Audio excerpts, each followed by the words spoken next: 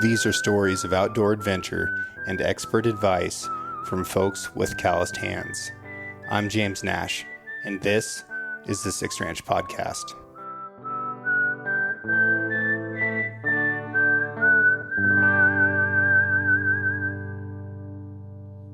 This episode of the Six Ranch Podcast is brought to you by Defend Security Cameras. What's the longest you ever held your breath? I think I did 420 in one of the waterman survival classes. Yeah. Not terribly long, but So that's just kind of a static for funsies. What about on a dive? I don't know. I had one wahoo I know I shot. I think it was like it was over 3 minutes. Yeah. 320 or something like that. Yeah. It was my bottom time, and it went so fast I didn't even know until I looked at my watch. Were you like, could you see that fish that whole time and you're just waiting on him? No, it was deep. I made it a drop and I saw him deep. I shot him deep, and I know he dumped my reel before I made it to the surface. Yeah. So it was a lot of fun. So when you shoot a wahoo like that, and for folks who aren't familiar with wahoo, they're in the mackerel family. They're a pelagic species, which means that they roam the deep blue ocean, but also come into the littoral zone a little bit. Second fastest fish in the ocean, as far as I know. My favorite fish to eat. But let's say you shoot this fish that could be anywhere between 15 and 100 pounds, potentially bigger. And he spools out the reel on a spear gun that has a reel on it. What do you do then? Like because you don't have a bungee at that point. You're just like hard tied to this fish. Yeah, so the first thing is obviously get to the surface. Yeah. Wahoo tend to run out as Okay. opposed to yellowfin, which are going to sound straight down. Yeah. So you just swim as hard as you can at the line to take away the tension. Wahoo have really soft skin, so they're prone to tear out. Yeah. So the less pressure you can put on it, the better. So I just haul ass after it, especially if he's coming close to the knot, because I don't want that knot to hit, and it's a tug. You know, you kind of want to give the gun a little push at that point and almost act as a bungee as much as you can, and then go for a ride.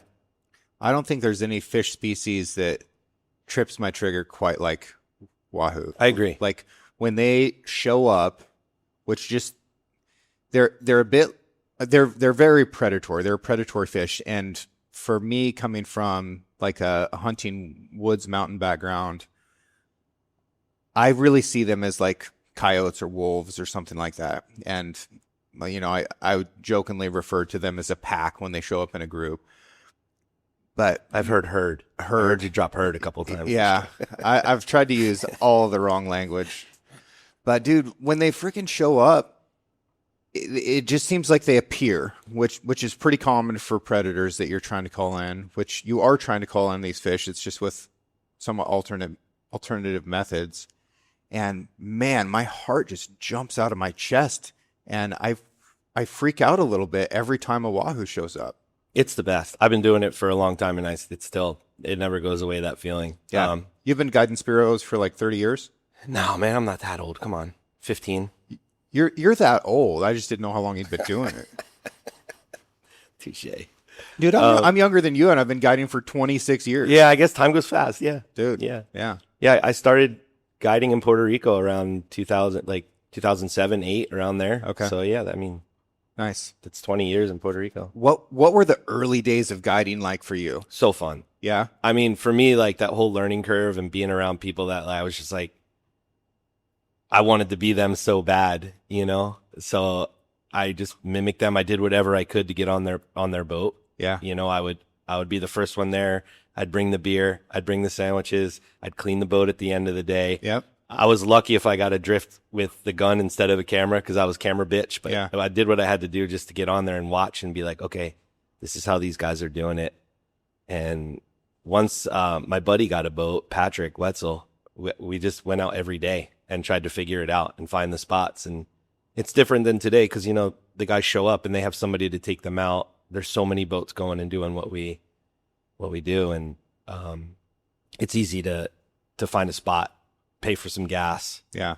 and next thing you know, all the spots are already laid out. It's hard to find new spots in that area. So Well, right now we're on an expedition style trip in Panama. For the Puerto Rico stuff where you live, how much of your business is like tourists who just show up and they're wandering around and they see a sign and they're like, yeah, I'll try spearfishing, versus people who are a little bit more intentional and have planned something and booked in advance and kind of have their own gear and a little bit of know-how? yeah, I mean, the life of a spearfishing guide, huh? It's not, you're not going to get rich doing that. There's just not that much clientele. And, especially in Puerto Rico, there's a lot of tourists that come through that don't necessarily dive or want to go blue water diving. So we do a lot of whale watching trips, a lot of rod and reel, snorkel tours. It's not just spearfishing all day long. Yeah. Obviously that's my passion. That's what I love to do. And when people want to do it, we go all out on it. But yeah, like we've pivoted a lot just to, be able to make money for the family and stuff like that. Dude, there's so much value in guiding something like eco tours. And for somebody who's used to like a consumptive style of guiding where you're going out and trying to, shoot, kill, harvest, eat, all that stuff, it can feel a little bit weird to be like, nah, we're just going to go drive around and look at things. Man, I'll tell you, whale watching, for me, it's my favorite. Yeah. It's become my favorite because there's something primal about it. Like back in the day, the guys would go on the whaling boats and they're looking for whales, and we're doing the same thing. We're just not hunting them. We're people are taking photos and their minds are blown, and I have people cry on the boat when they see a whale. It's just like, it's mind blowing to me, like the emotion it can stir in people, and being the guy behind the wheel trying to find these animals. Some days it's easy, some days it's not, just like fishing. But man, when you find them and it's just like, oh, we found the whale, Are there some individuals that you know by now? Whales? Yeah. Not off the top of my head, but we do take pictures, and we do, I have a hydrophone that we drop down, and we take all the recordings and we send them to a scientist in Tampa. Okay. And she identifies the whales, and she lets me know, hey, like this song was from this male. And So we have like a whale song database? man, it's incredible. Really? Like there's people that travel the world just to look at whales. They'll go they go out in Martha's Vineyard, then they come down to Puerto Rico, they'll go to Dominican Republic, and they're just following the whale migration. And that's like bird watching, But there's like a catalog where if you record a whale sound, that scientist can be like, oh, that voice belongs to this whale. absolutely. Like I've done a little research on it, so like when I'm talking to the people on the boat, I can sound professional, but the males are the ones that do the singing. Females, when they have a calf, will come into shallower waters to protect the calf. They all follow the same migration, and they go in schools, and then there'll be a male that leads all the females and the calves up and down and protects them. And yeah, there's a whole thing going on there, and it's Wow. really cool. It's amazing. How many dolphins do you think we've seen in the last 10 days? Are you kidding me? It's ridiculous, isn't it? But like, I need people to hear this from somebody other than me. Endless.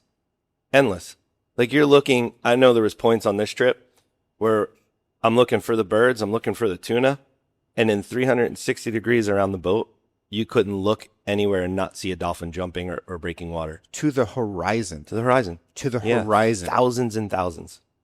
Like, folks, it would not be an exaggeration to say that at many points you could see over 1,000 dolphins at once. And they're doing crazy shit too. Spinning, Dude, jumping, jumping out of the water and spinning 9 times and doing a gainer and slashing each other. It's insane. It's crazy. And multiple species. So we saw the spinner dolphins. We saw the ones with all the white spots. Yeah, the Pacific bottlenose, I think it is. Sure.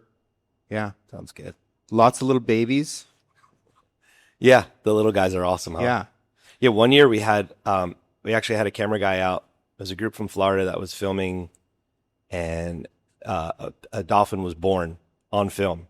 The guy got it. You can see it on my YouTube. It just like blooped out and started swimming. They gave birth right in front of the camera. The baby dolphin comes up. He had one of those big fisheye lenses, and the dolphin came right up and was like rubbing the lens with its nose. It was insane. Okay. Well, let's go through some more of the species that we've encountered, right? First day in Bahia Honda, where we're just leaving from now, we woke up to howler monkeys. And endless bird species, but a lot of like white-footed boobies, frigates, turns. lots of terns, some egrets, Mm-hmm. Sparrow. and then saw hummingbird like way far from land. That was I crazy. didn't see the hummingbird. Like could barely see land, and there's a hummingbird out there. On deck? No, when we're out on the Ponga Oh, hunting no tuna. kidding. Yeah, I didn't see it's that. like, dude, what are you doing? Gotta land somewhere. Need a break. Yeah, ain't no sugar out here for you, son. And then fish species. Let's talk about the fish that we've actually speared on this trip, because it's a pretty extensive list. We've got mahi, filefish. Which I was blown away by. I'm telling you. Never have I seen somebody shoot one of those in all my years in the water. Okay. Well, But the meat looks amazing. it's very good. It's very good ceviche. Now, I'm not going to stand on business and say that this is a difficult species to harvest with the spear gun. It's not. Whatever the opposite of difficult is, that's what we're dealing with. However, very, very good ceviche. Plenty of them out there. Nice. Yeah. Well, it's all packed up in the freezer for you, bud. Heck yeah. We got fantastic wahoo. Impressive rainbow runner this trip. Some really big ones. Big rainbow runners. Would you say like 8 pounds, 9 pound fish? Some of them are pushing 10 pounds. Yeah. For sure. That big one that we got yesterday off Yeah. the rock, that one was Some stud rainbow almost runners. as big as that wahoo. That one that Chef shot, there was this big school of surgeon fish, and I can't remember. We must have been on a log or something, or a rock maybe, but there's this huge school of surgeon fish, and I watched Chef dive down, and there was one rainbow runner in there, and I couldn't really tell like how big it was. And he shot it with his tuna gun, and immediately I see his bungee just ripping out, and I was like, what happened? You know, I wasn't even sure if it was a rainbow runner that he'd shot. And this thing is ripping that bungee out. And he comes up to the surface, and I said, what did you shoot? And he goes, oh, rainbow runner. I was like, huh. And then his float freaking tombstones and is like bouncing down into the water. This is like big fish stuff. I was like, what is happening? So we go over, and he starts pulling it in. And as soon as it like, we can see color and it gets visible, gets to like 40 feet. I dove down to make sure that the shot was good, and he had hit it right at the intersection of like its body and where its tail forks off, and the slip tip hadn't even gone all the way through, because that's like pure bone and sinew right there.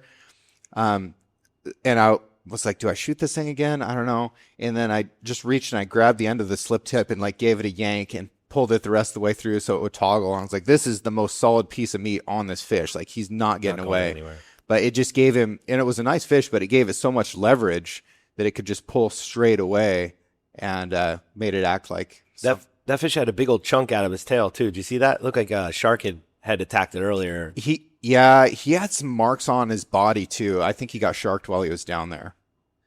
But I had a shark encounter with a rainbow runner as well. I'd shot a big one, and a lot of times other rainbow runner come up with it, you know. So I was pulling this fish up and got Patrick, one of the other divers, over to drop, and I could see other rainbow runners down there, and I was like, they're down there, dive. So he starts to head down, and I'm just holding this fish, and then I see a shark come up, and the shark immediately like drops its pectoral fins, whips its body, and starts acting like pretty spicy and aggressive. Patrick sees that, aborts the dive completely, goes zooming up to the surface, and I was like, oh no, he's going to eat my fish. And I start to pull up, and I've got nothing, like no feeling. I was like, dude, did he just take my spear and everything? And I looked down, and the shark had zoomed past the fish and swiped past me, and then cuts and comes right past me again. And the rainbow runner now decided that I was less scary than the shark, so it swam straight to the surface and was right next to me. And I just reached out and grabbed it. You know, it still had the spear shaft in it, but That was pretty cool. And then, dude, I know there's so many other species. Okay, so we got mullet snapper. Mullet snapper, yeah. We You know got- what's cool about I was reminding me earlier when you were talking how here all the species are clumped together. Like you have the mullet snapper, Yeah. the jacks, the Yeah. bonito. Like you never see them mixed. But then you have the rainbow runners, which are like Switzerland, you know, and they're cruising through everybody. They're like Yeah. the party animals, you Yeah. know? And it's such a cool drift when you're going through and you can kind of go to the grocery store and pick out what species you want. It is cool. Rainbow runner. I really truly love rainbow runner sashimi. I think it's just top level, and that's another species that a lot of people kind of sleep on, and you know they just don't put the same value on it as others. But I love them, Do you get those out on the West Coast? You got to go down to like Mexico before you see them, right? dude. Yeah, warmer water. I've never seen them in like and I haven't dove like the Oregon, Washington Pacific that much, but I have seen them in Mexico. But Mexico we're shooting yellowtail, you know, kingfish. Gotcha. Which kind of scratches the same itch, I feel like. But Chef's Wahoo. yeah, let's talk about the wahoo. Tell me the wahoo story. So I had seen it a couple times on the drift I was doing. I was a little bit behind you guys. And I saw him come through. I threw my throw flasher, and I feel like everyone took a shot on him. I know Patrick shot at it. Yeah. Pablo, I had to yell at him not to shoot at it. I'm like, don't you shoot that fish, bro. Leave it for the boys. Did you shoot on him? Yeah. Yeah, okay, so you shot on him. I don't know if Steven did, but that wahoo kind of took off, let's just say, to the north. Yeah. And I turned around to get the throw flasher, and all you guys were focusing on that one fish. And as I'm looking at the throw flasher, I just saw like 6 of them sitting there. They were all big. And like right under the boat too. Right under the flat. They were just looking at it like dummies. And then, Chef, wahoo! And Chef dived down, 10 feet? And I was so proud of him, man. He put such a good shot on that fish. So I gotta back this up just a little bit. You had been chumming. We were drifting and chumming. And you had ran out of chum, and there's these fish that they call like salmonetta or something down here that look like a rainbow runner but aren't. Yep. They're like a chub. So there was a bunch of those under us, and I was like, you know what? I'm just gonna drop down, be a team player. I'm gonna shoot one of these things, and then we'll have some more fish to chum. So I'd just taken a drop and shot at one of those and missed like a dork. And as I'm coming up, that's when the wahoo chaos had begun. And everybody is missing this fish, and he's like cruising around, and then these other fish show up. I'm frantically reloading my gun, right? Like I've got the freaking gun buried so hard into my stomach trying to reload those bands that I feel like it's touching my spine, and just going as fast as I can to get back in the game here, and hearing your voice from the day before of like, don't shoot at stupid fish when you're doing a blue water drift, because that's when a big fish is going to show up. And I've heard that before. It just it hasn't happened to me before. I've been getting away with it. Well, now it happened. Won't happen again. Dude, it might. Maybe. It might. But anyways, so I'm reloading, and everywhere I look, there's a wahoo. And they were like zooming around between us and underneath the boat. And dude, a couple of them were pretty darn big too. Like had freaking big humps on their back. And I was like, oh my God.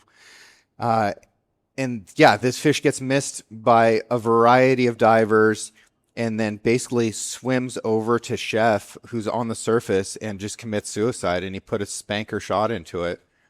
So his float rips off, right? Scooting across the surface of the water, making this big arc. There's like the moment of disbelief that this is actually occurring. And now you're trying to get everybody back onto the boat, which for most of this trip has been an extraordinarily slow process. So I was like, I'm just going to swim this float down. I'm not going to wait for whatever chaos is going on over there, because we're in a similar spot to where I'd had the shark encounter. I didn't want this fish to get shark bit if I could potentially avoid it, depending on how long the boat reloading took. You get everybody back in the boat very quickly and are hauling over there to get people back in the water. I think we got there at about the same time, but I was You were gassed. gassed, I could tell. Yeah. Dude, I was blowing like a freight train, and fortunately, it took a few minutes to get that fish up, that I could actually breathe up again.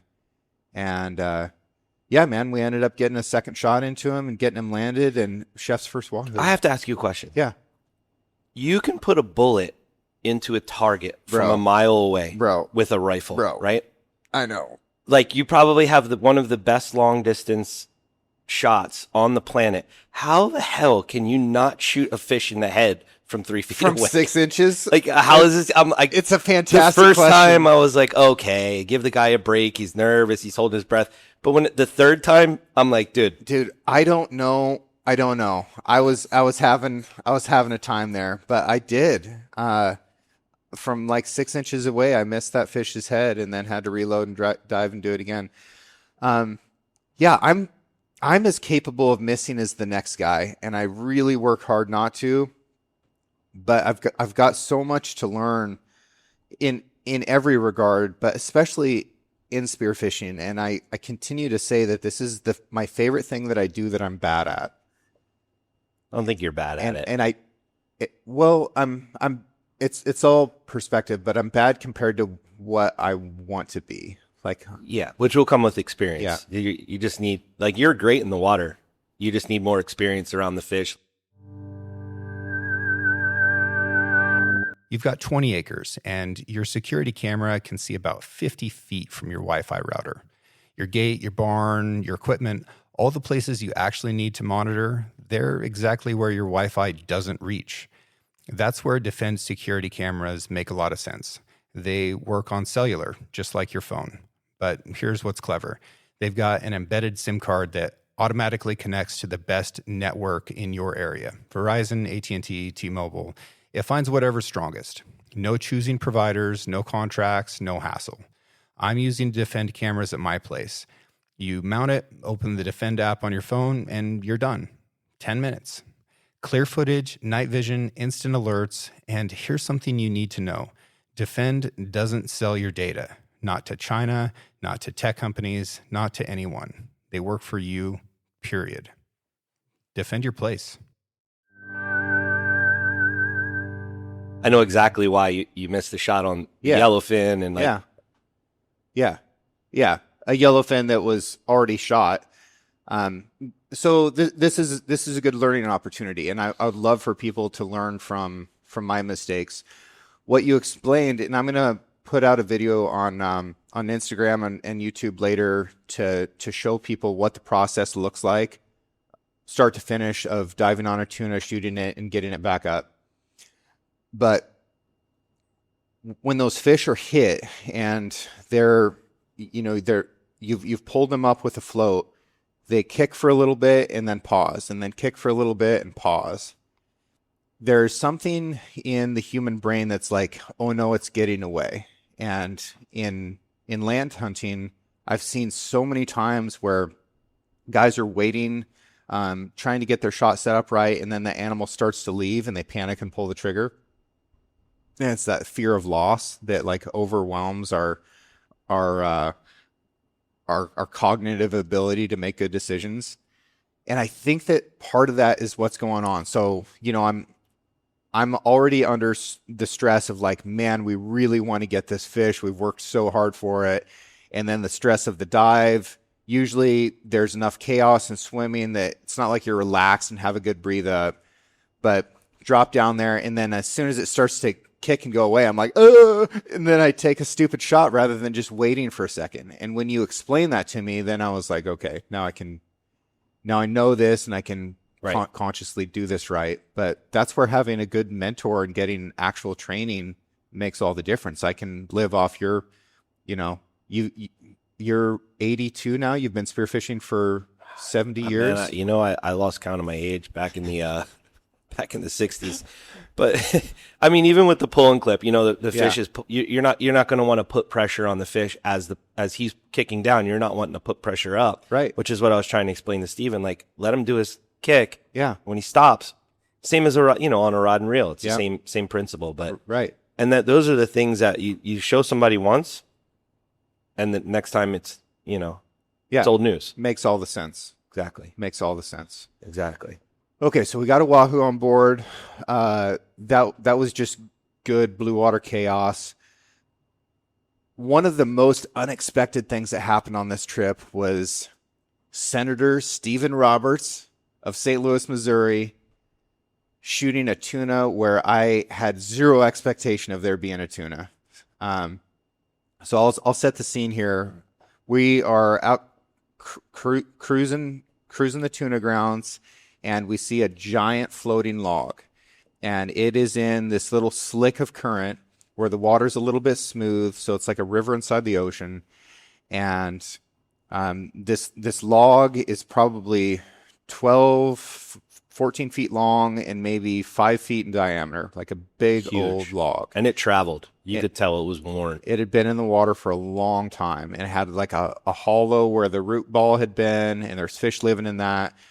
There was an obscene amount of life around that. Like, there was so many fish in the water there that when I was like 10, 12 feet away from you, you could barely see me because of all the fish.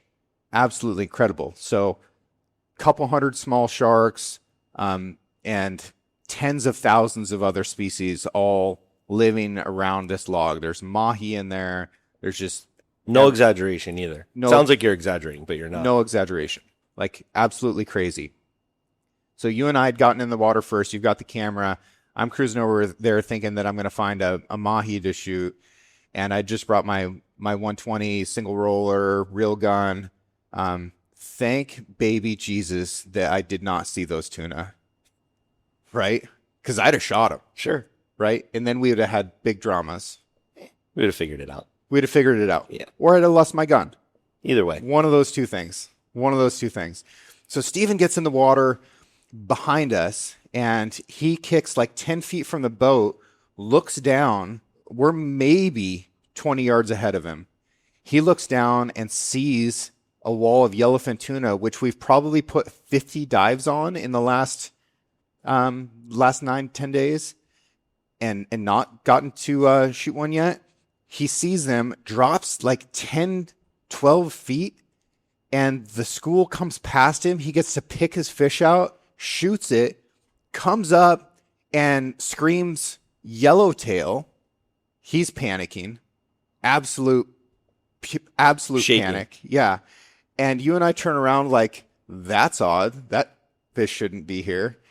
And then he goes, I got one. We're like, okay. And I think you and I were both assuming that he'd shot a rainbow runner that has a yellow tail, right? We went back to business as usual. Yeah, we're like, it didn't even faze me. Like, that's such a cool story, bro. Like, I'm out here trying to kill mahi. Until I saw the buoy go, I was like, Yeah. oh shit. And then he goes, tuna. And then he goes, help me. So this float takes off. And I think there was still a moment of you and I like trying to figure out what in the world was going on. And then it's like, no, this is actually happening. Like, whatever he shot is a real fish that needs like all hands on deck. So we scoot over there, determine that he has actually, in fact, shot a yellowfin tuna, and then start winching it up, and got it. And it was a beautiful fish. He'd put a good shot on it. He did an amazing job. Yeah. And yeah, got it secured. He dove down, stabbed it really close to where he needed to, and we got that fish in hand. He's so pumped. So sick. He was shaking the whole time. Dude. I couldn't slow him down. Unbelievable. I literally was like, okay, just slow down. Just relax. The fish isn't going anywhere. He's in the video, when he's clipped off, you can see him like trying to push the bungee from the bottom up through the clip instead of pulling it. It was just Panic at the Disco. And I love that. I love that so much. Like, what else can give you a feeling like How that? can you not? I mean, especially yourself included, Steven, like, you guys have lived a life of some pretty radical stuff, you know, being in the service and being a senator, like moments when you have a lot of stress on you, and you can enter something like, for me, like, you're fishing. You're doing something fun, but you're so into it, and you're so like, I don't know, nervous or whatever the word is. And it's like, man, it's cool to see that human side of people that, you know, they've been through it. Yeah. You know, and it's just, That's what it's about, man. It's awesome. So amazing. So amazing. Okay. I feel like I'm leaving some species out. Triple tail. Triple tail, a few different snappers. Bonito. A leather bass, which is, I looked up that fish that Leather Pablo bass. shot. Yeah. Yep. Really, really cool fish. Like it almost has like a halibut kind of camouflage pattern. And then this yellow band on the following edge of a lot of its fins. Yeah, I mean, just absolutely amazing. Absolutely amazing. And getting to eat all these different species, unreal. And we have the gourmet chef on board, just Andrew. ripping it. Yeah, what a beauty. Dude, that sushi last night was world class. So amazing. So amazing. The attention to detail with the little flower in it. I yesterday morning, and this is like really sticking with me. I told her thank you for breakfast, like I did every day, and she said, you know, in Spanish, she said, "made with much love." I was like, that's Amazing. That's her to a T. Such a sweetie. These times out here, I mean, it's a fishing trip, but Yeah. at the end of it all, it's just hanging out. Dude, I it's mean, an expedition. yeah. So, like, I've had trips where guys caught no fish, Yeah, and they have just as good a time, yeah, eat just as good. yeah.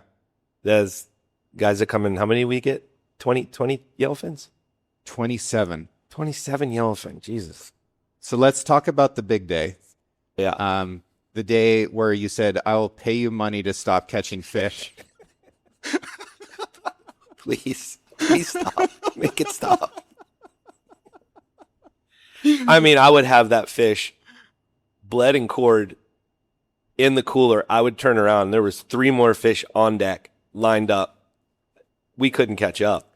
I mean, it was awesome. I love that, but So we got into a big school of fish that were willing to come to the surface, and somebody had the idea of betting on me and Chef, which were both competitive people, and that turned ugly. So we were throwing these great big poppers on the surface with spinning rods, and I ended up catching landing 10 fish that day, and I think Chef ended up with 6. Dude, absolutely crazy. I could barely reel by the end of the day. I was so smoked. you I think the was so biggest smoked. fish that day was like 70? Yeah, probably 70 They were all pounds. under 100. Yeah. We caught one fish on the first half of the trip that was over 100. Yeah. And that was on the Snoopy rod. That's right. Yeah. We right. had a Walmart rod, and we freaking boated some fish with that Shout thing. out Pesqueros. Yeah. Panama. Yeah. $50 rod did the job. Right up until the end. Right till it didn't. Dude, I mean, clients are always hard on gear, dude, but like there's some unnecessary carnage on this trip.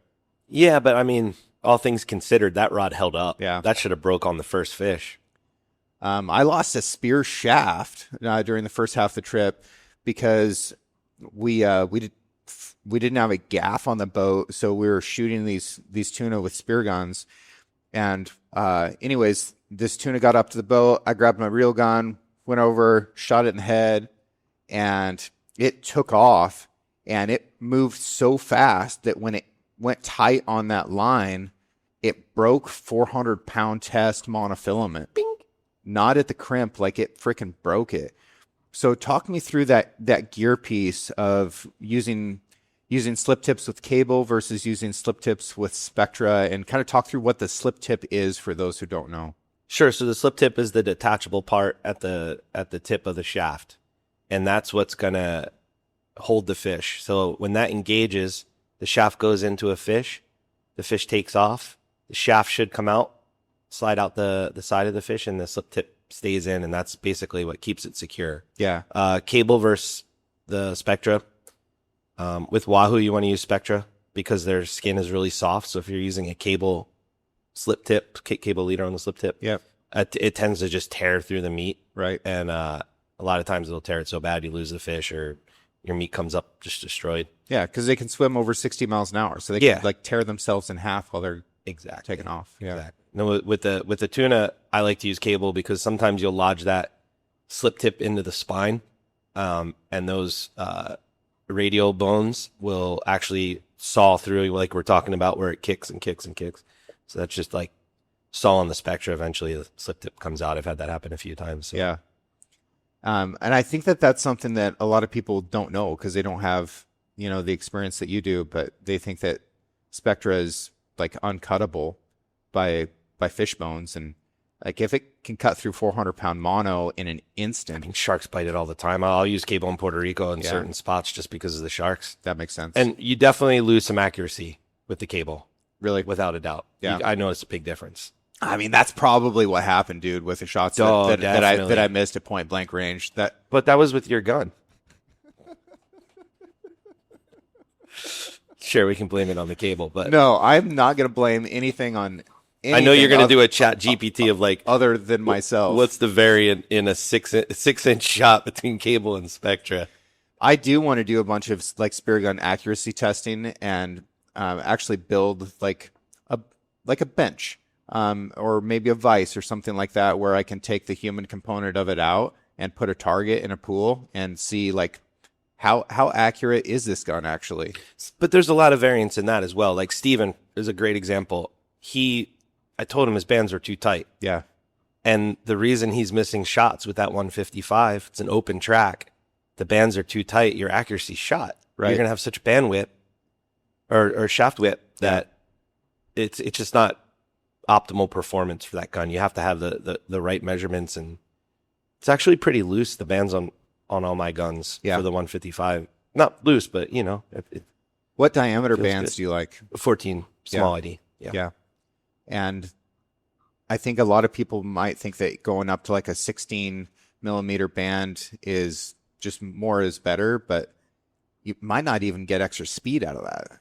And it's not about that. It should be more about the accuracy of the gun and less about the power. Yeah. Or like most people think, hey, if I give it an extra band, like why would you put an extra band on the gun? It's made with 3 bands for that reason, to give you pinpoint accuracy. And that gun's deadly when it's on. Yeah.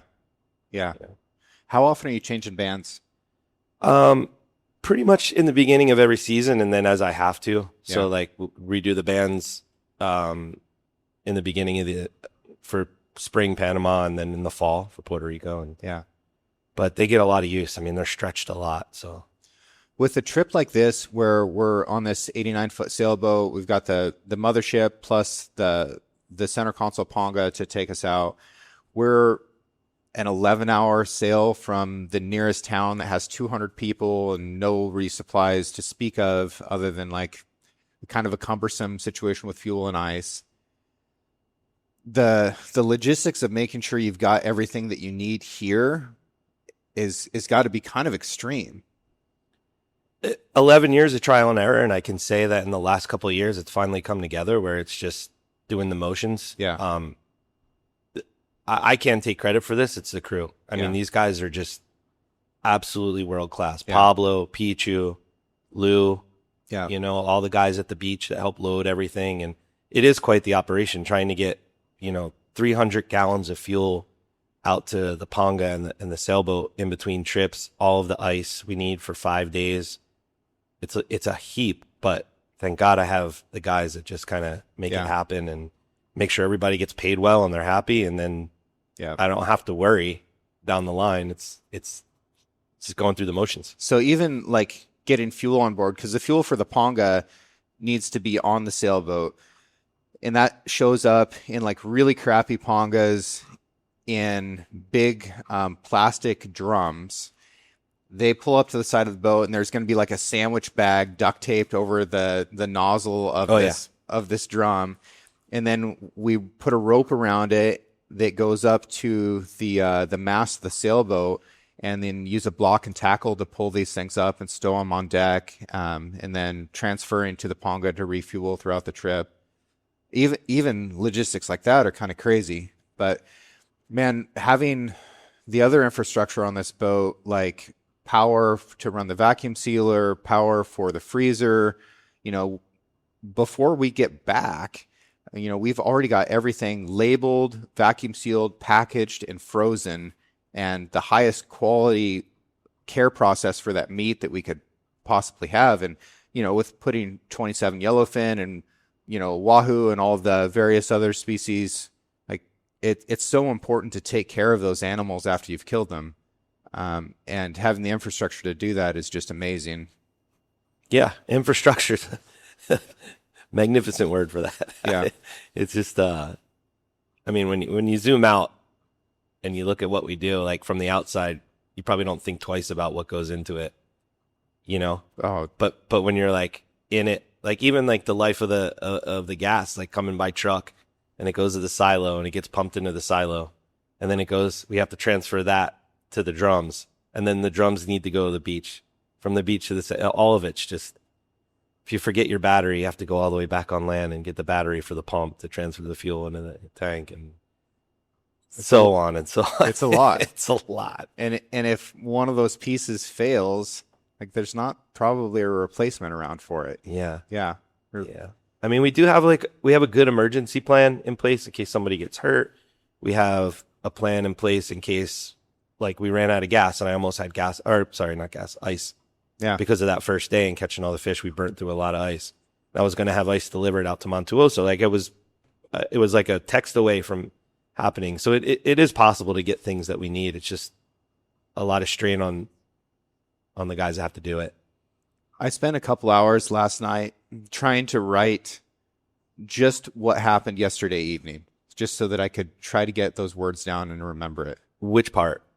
Every part. It was surreal. So, we had a tremendous meal of sushi and sashimi from fish that we've been out here killing. And then you're like, hey, should we go to town? I was like, what town? Well, I don't know if town is the right word, but there's a village here in Bahia Honda. Describe that place a little bit. So I know it started as like a government subsidized fishing village. So it's really remote. There's no roads to it. And they fish and do other things, make money. And it's pretty wild. I mean, there's a school there, but I would say there's no more than 150, 200 people. Yeah. If that, dude. If that. There's a couple bars on the water where people hang out at night, and yeah, there's one store that sells snacks and sodas and whatever, and that's about it. No ice. Yeah, not much in the way of power. No, they have like a big generator there, and they actually have Wi-Fi. So before we had Elon on the boat, we would go there and hike up the hill, and everyone would sit there and send texts out, and hey, the trip was good. Send photos. Yeah, I'm alive. Yeah, I'm alive. Yeah, and come back, and then do it every 4 days. But but yeah. So we take the Ponga out. It's a real dark sky, just a little bit of a waxing crescent moon, but mostly obscured by clouds. We take the Ponga out through the bay in the dark, riding slow, water rolling off the bow, glassy water, and then we pull up to this dock, walk down the dock, and then up all these like really, really weathered planks, and there's a little concrete plaza there with a couple folks hanging around. We say, buenos noches, and a couple dogs get pissed at us for being there. These little pirate dogs are getting all sassy. We walk past the dogs, cruise this path of like broken glass and gravel, and eventually end up in this little concrete bar. The bar has a tin roof that looks like that tin gets replaced every big storm. Like a little bit of metal for screwing that tin down to, and then open eaves under it. It's got windows, but the windows are just holes in the wall, and it's sort of painted like a watermelon. So the bottom is like this bruised watermelon red, and then the top half of the wall is kind of a like weathered lime green. There's a pool table in there that has seen every storm that the tin has gotten ripped off the roof of. And it's mostly flat. And then there's just a concrete counter there, and behind that is a chest freezer with a shorter older lady with, you know, arms the size of my thighs. Who She was a big gal, yeah, big smile. yeah, and she goes back there and starts handing out beers and get a bottle of rum. Couple locals in there who play some games of pool, listen to, you know, some really loud music, and you know it's just a very crazy experience. We, you know, had a big crew in there, and we are buying drinks for everybody else that was in the bar. Got 2 bottles of rum, and our tab at the end of the night was $45. Awesome. That's crazy. That's crazy. So then we leave that bar and go to the cemetery. Yeah. And inside this bay, there's all these islands that look like scoops of ice cream with jungle on top of them, and they're just these rounded mounds where the jungle comes all the way down to the water. And we go up to one of these that's shaped kind of like a crescent moon, and we go into the bay on the weather side of it. And as the floodlights of the boat start to hit this weathered wall where the jungle has been knocked back, you see all these white concrete crosses and mausoleums that they look like concrete septic tanks, Yeah. with tin over the top of them. And that's been the cemetery here for hundreds of years. And we were looking for our friend Domingo, who I met last year for the first time, who's since passed away and is buried in there somewhere. That was a great part of the trip for me to be able to go up there and say he was a big part of this operation every year. Yeah. You know, he'd always come out smiling, and he'd take people up to see his property and he'd make all the woodworkings and the bowls and stuff. Yeah, And made these beautiful wooden bowls. yeah, he left a lasting impression on everybody he met. So it was cool for us to go up there and say a little prayer and Yeah. say goodbye to Domingo. And yeah, Eric got up there and took off his shirt and started shaking it around and gave a little prayer, and then started making this hollow whistling sound.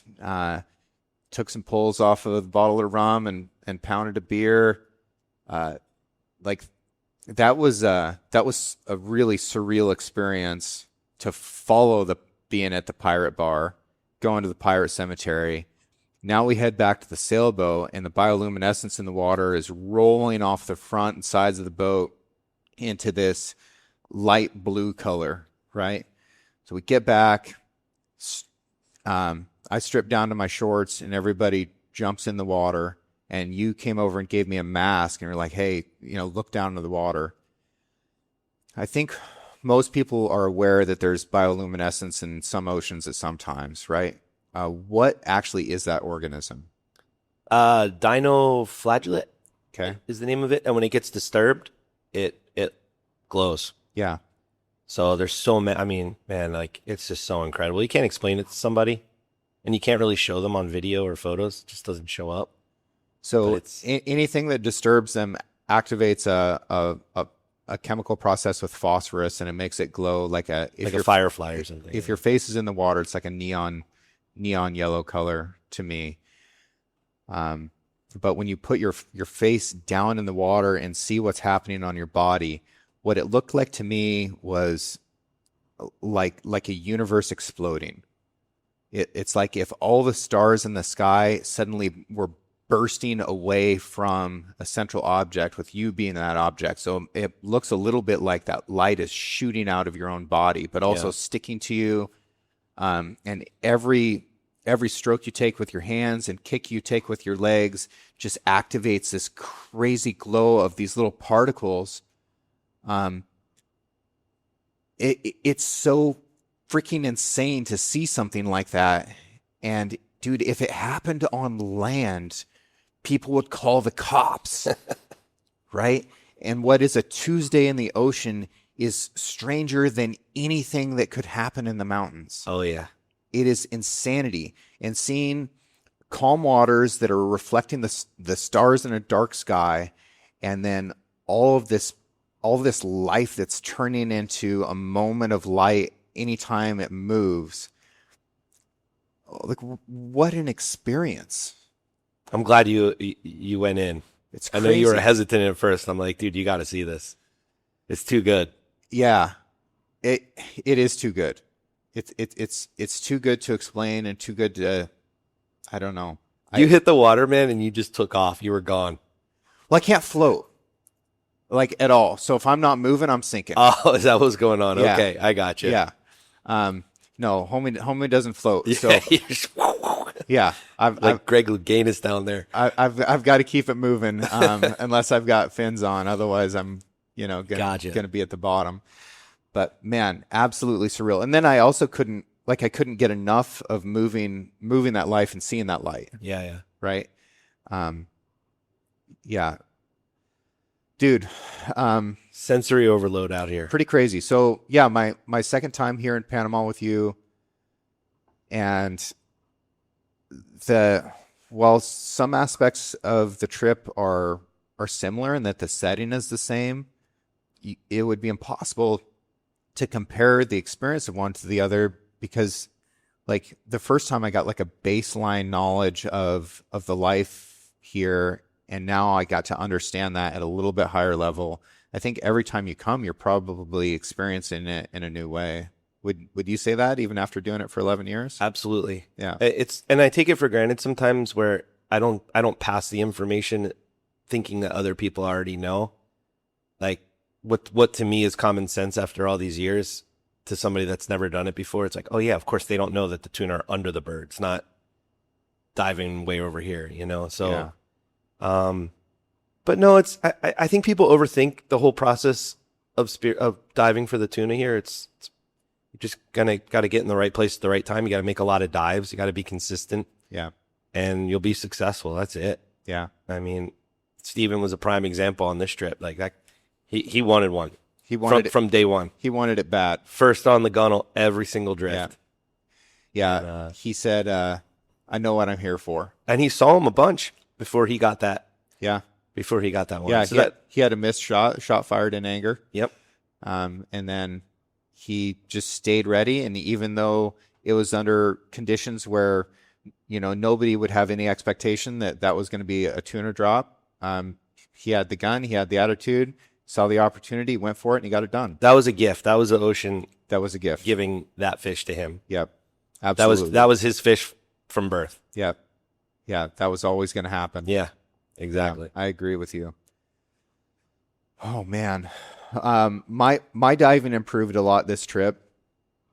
And there's always, because I don't get to do it that much, because I don't live near the ocean, and my water's too cold at home for most of the year to even survive it.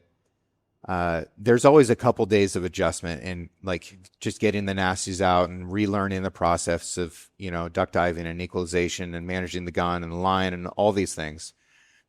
But once I got back up to my baseline, I was able to start pushing it a little bit more and a little bit more. And with Pablo in the water, I mean, that guy's a really comfortable natural diver, and he's been doing it his whole life. Like he looks as comfortable at 50 feet as he does on the surface. Sure. And that's an amazing thing. That's an amazing thing for people who are outside of this to even talk about diving 20 or 30 feet. That's outside of the realm of possibilities for what most people imagine. And then, he's talking about going and doing a competition and trying to hit 60 meters. Is that like... Oh, I'm sure he could do that now. Yeah. Is that like 180 feet? 60 meters is, times, I think so. Yeah. You're asking me to math in public now. Yeah. It's deep. Like deep. No, it's a good drop. I mean, that's swimming the length. Yeah, because 40 is 128. So yeah, you're right. Over the length of a football field on a single breath. Yeah. I mean, that kid is, again, he's just one of the crew. He's amazing at what he does. It's why he's here. Yeah. And let's talk about the story of him getting here.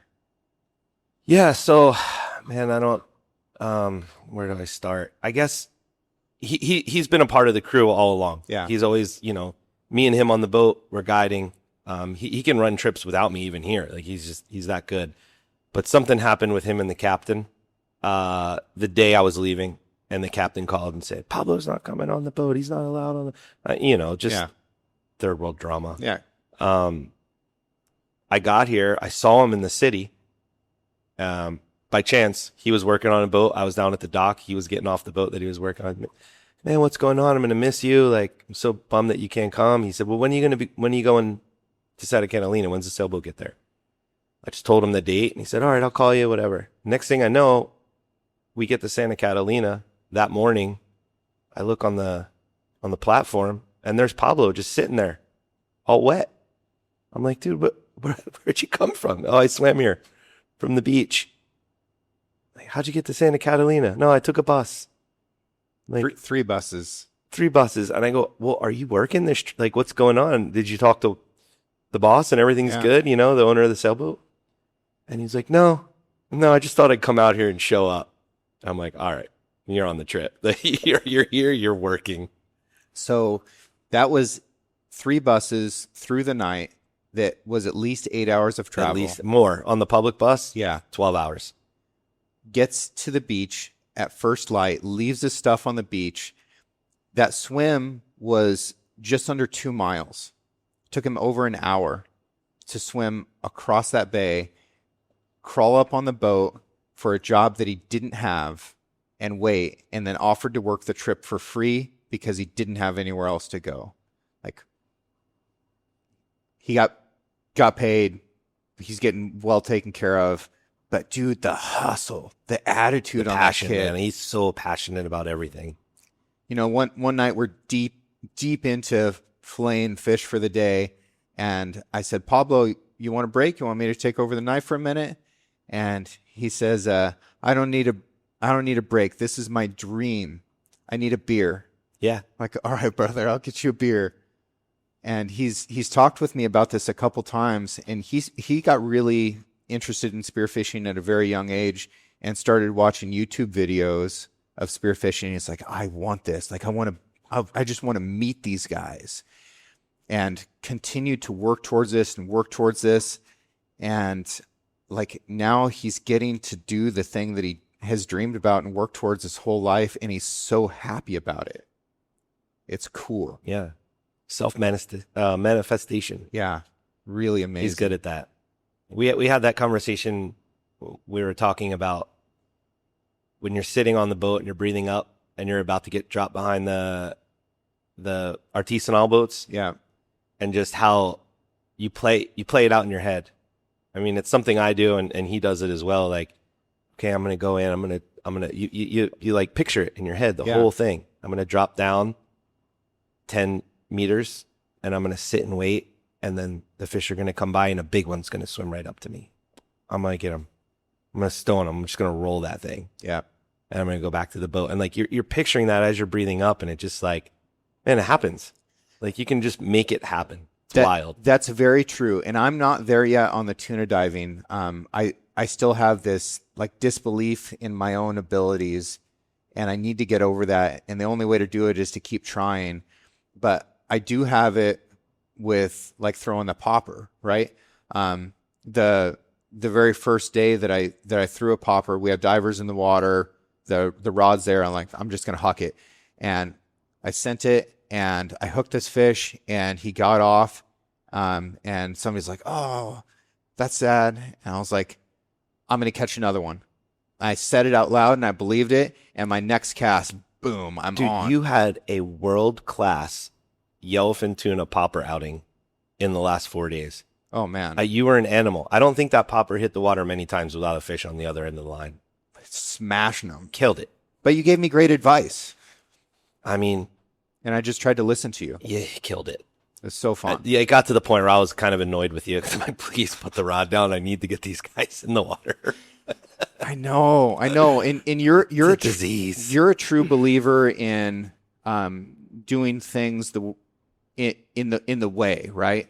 I tend to gravitate towards like, my goal is to put tuna on the boat. I'm going to do whatever is working, right? And I tend to take that approach to a lot of stuff. Like, I'm not the guy that's like, oh, I'm a long range rifle guy, or I'm a short range rifle guy, or I'm an archery only guy. I'm like, I'm a whatever's going to work the best kind of guy. Sure. And I haven't always been that way. Like there was a time where if it wasn't fly fishing, I wasn't interested.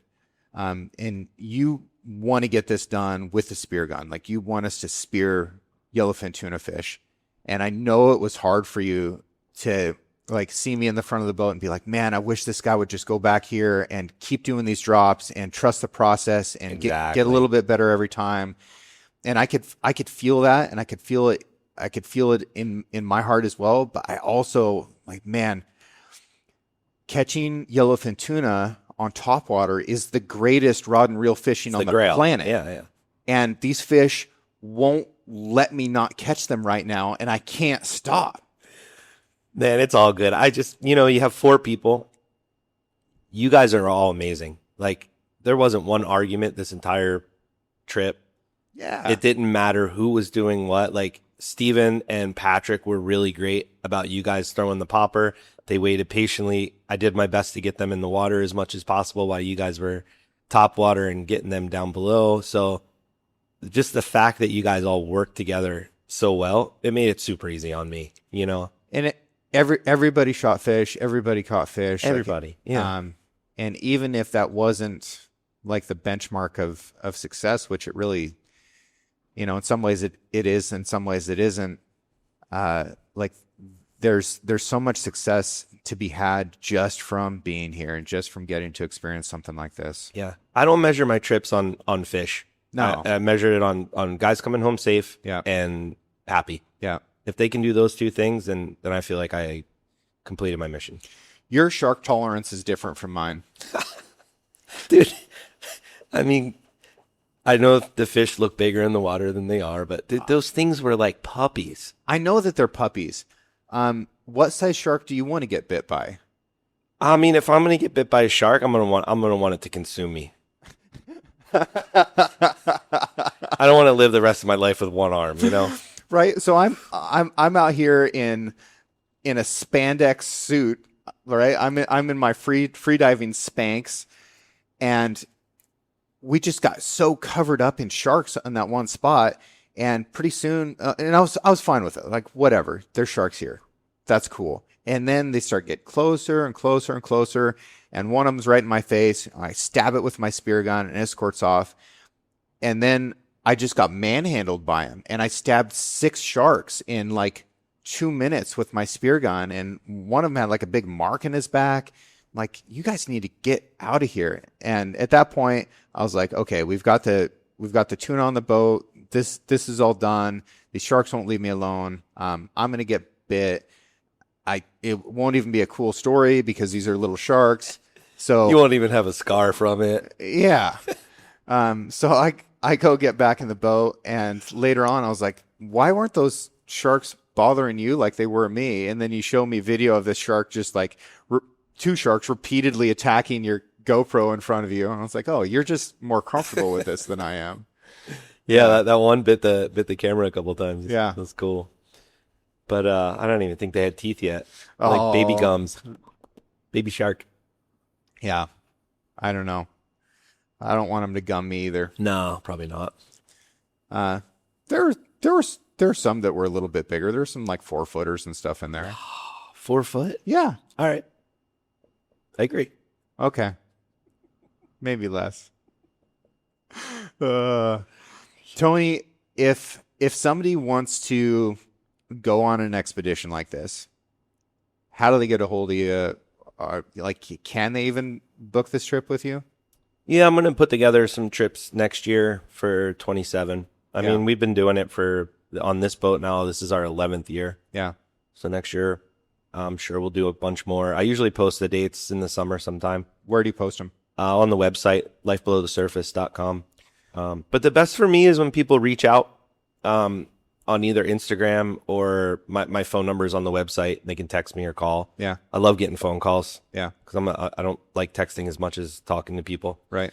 And then I can gauge like your level, who's in your group. Yeah.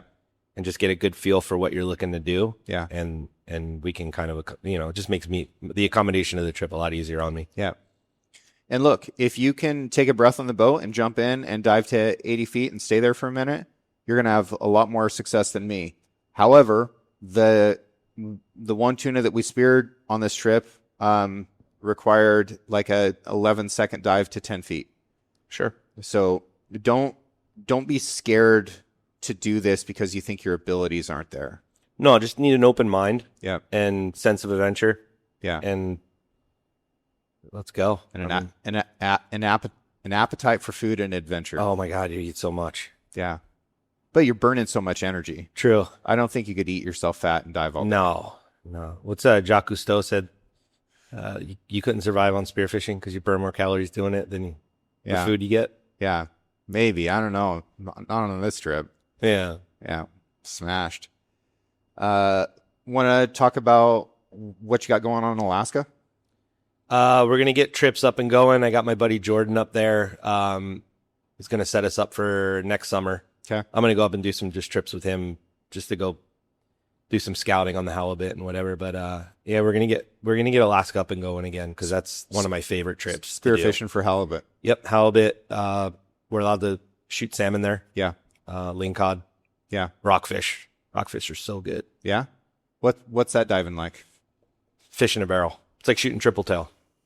They're just Say less. the clouds of them around the like the kelp and stuff like that. So it's Deep? no, No? not even. Love really it. easy. Love it. The diving in Alaska is actually not that deep. Yeah. We work hard to bring those halibut up to the 20 to 30, 40 foot Yeah. range deepest probably. Yeah. With all that rubber on, man, it sucks diving deep anyway. Yeah. You're wearing so much weight. Yeah. Like 18 pounds. And or you can't whatever. do as many drops, man. The weather, the cold just kind of gets to you. And the tide and everything else. All like, of it, it's you know. just a little bit more limited. Yep. But- And we do a lot of rod and reel. Like we'll do like one full day rod and reel just to fill the quotas. And Yeah. Put some fish in you the box. come home with so much fish, man. Alaska's great. Like you pull up to the dock, and these guys come down with wheelbarrows. Yeah. And they collect your fish after every outing, and they give you a slip of what you have, and you go to the processing plant at the end of your trip, and you give them all your slips, and then you give them an address. You pay them like I think it's like $100 a box, 50-pound box, and then they ship it to wherever you are. You get home, and all your fish is there, filleted, vacuum sealed. It's amazing. Facts, dude. One time I put fish in a box with FedEx on the spit in Homer. Mm-hmm. I drove from there to Anchorage, got on a plane, flew to Seattle, got in my truck, drove back to Oregon, and the fish beat me home. Fish beat you there. Yeah. Amazing, isn't it? Like, I need to fly FedEx. I wish we could do something like that here, but that ain't gonna happen. Yeah. You have to take your fish home with you. Yeah. Which I'm going to do. Yeah. Yeah. Yeah, we got some good meat, huh? Dude, such good meat. Such good meat. Guys are gonna be eating good. Yeah. And like I know you're in it all the time, and eating tuna for you is like eating elk for me. But this is such a luxury for like my friends and family when I get to bring stuff like this home. I don't know if it would be possible for you to understand how incredible it is for people to get to experience this kind of food when they live in the mountains. I love the pictures that I get after these trips. Thank you, for that trip. Here's a photo of us like months later. Yeah. Enjoying I just got one yesterday from this guy, Tom, that fished with me in Puerto Rico a couple months ago. And he's like, we're still eating this wahoo. Like, check out this spread. And it's just a table full of 12 people, and they have the wahoo out on these like fancy leaves. And I'm like, dude, that makes me feel good. Surreal. Yeah, that's a good feeling. Yeah. Yeah. Because it's not, that isn't what it's all about, but it is a big part of it. It's a big part of it. It's lasting, and it reconnects you with the memories of all the effort that so many people, I'm not just saying the divers' effort, but like the effort from the team to be able to make all this happen.